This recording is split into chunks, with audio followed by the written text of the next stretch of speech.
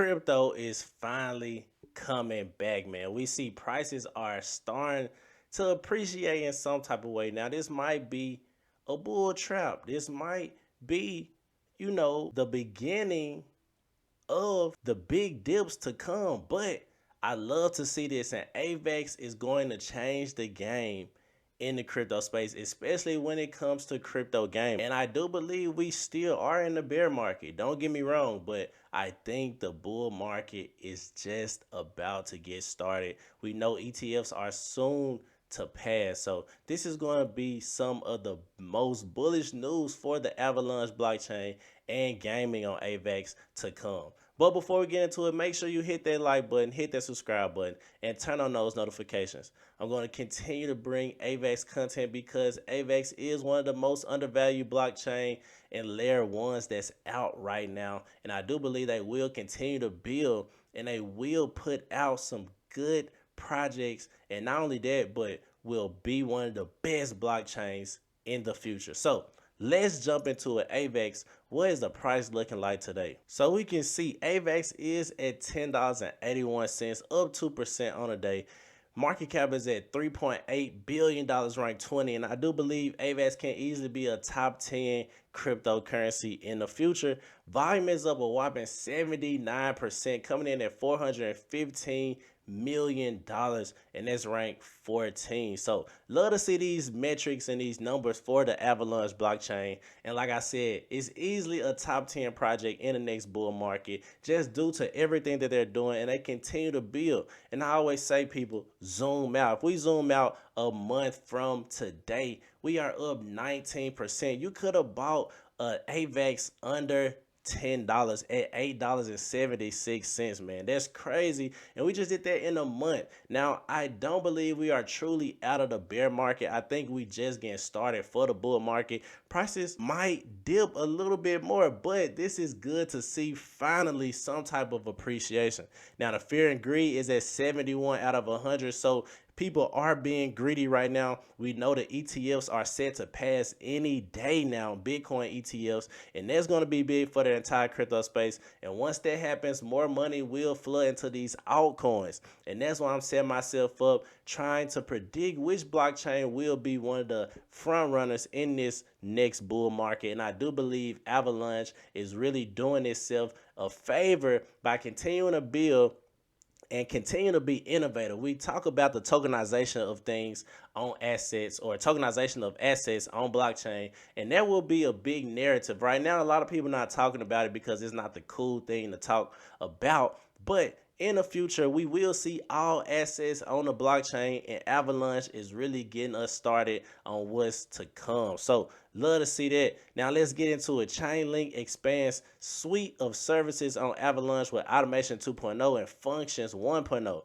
So these Chainlink services provide verifiable, composable, and gas-efficient automation and off-chain compute, enabling developers to build with greater flexibility and control. So this is just going to make it easier for developers to get those verifiable and gas efficient automations, and I love to see that for Avalanche. We know Chainlink is also a big player in the crypto space, so with them just building with each other, I love to see that, and I can't wait until we see how developers use these different things to just build better dApps, because people come onto the blockchain for the dApps. People want to have different types of dApps, innovative types of dApps that makes them stay on blockchain and create that network effect, and Avalanche is doing this by expanding their suite of services with Chainlink. So can't wait to see that play out. And SushiSwap V2 allows for seamless swapping of select assets between Avalanche and Ethereum, including the integration of Circle CCTP for a more convenient way to move USDC across different chains.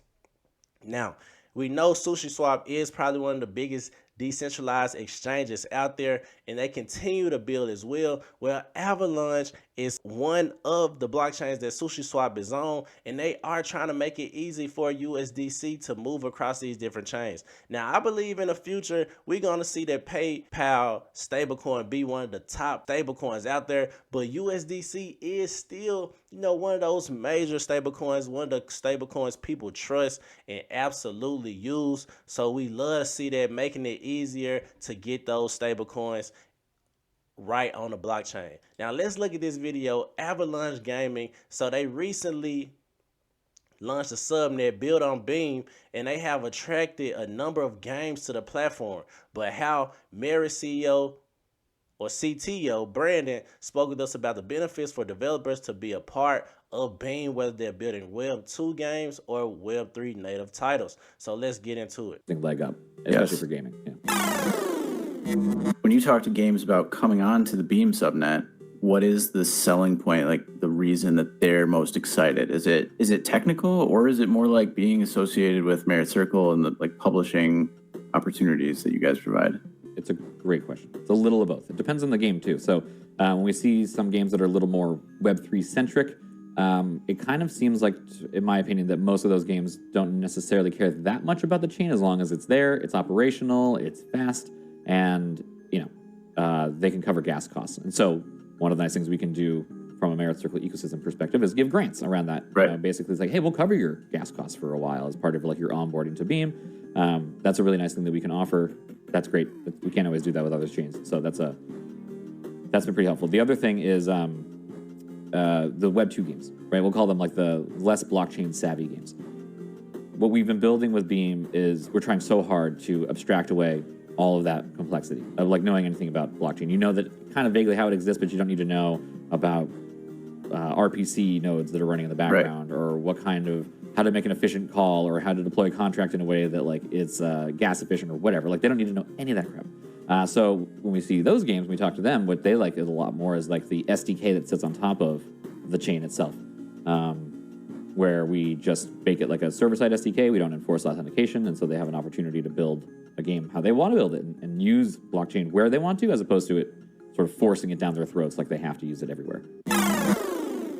And this is going to be big. Like I said, when we can absolutely get onto a blockchain and play a game and not knowing we are actually playing a crypto game or playing on a blockchain, that's when we're going to see that mass adoption. Right now, we got to do all of these transactions. We got to do all of these knowing our keys and knowing how to code and different things like that. But when they make it so common that the average gamer can get on and play the game that they love to play, but not have to worry about any of the things that connects it to the blockchain, that's when more people are going to come in. And Beam is doing this right now, and they're going to bring a lot of games to the Avalanche blockchain with their subnet. And I believe this is going to absolutely benefit AVAX as well, because we know the subnets are something big that AVAX has pretty much been talking about for years now. And with those subnets, people can build their own project, whatever they see fit, whatever they think is good for the crypto space, they can build them on the subnets. And I can't wait to see it when there's so many subnets out there and people are not even realizing they're using blockchain technology. So CryptoTro, that's my video for today. Make sure you check out all of my Avalanche videos. I'm out of here.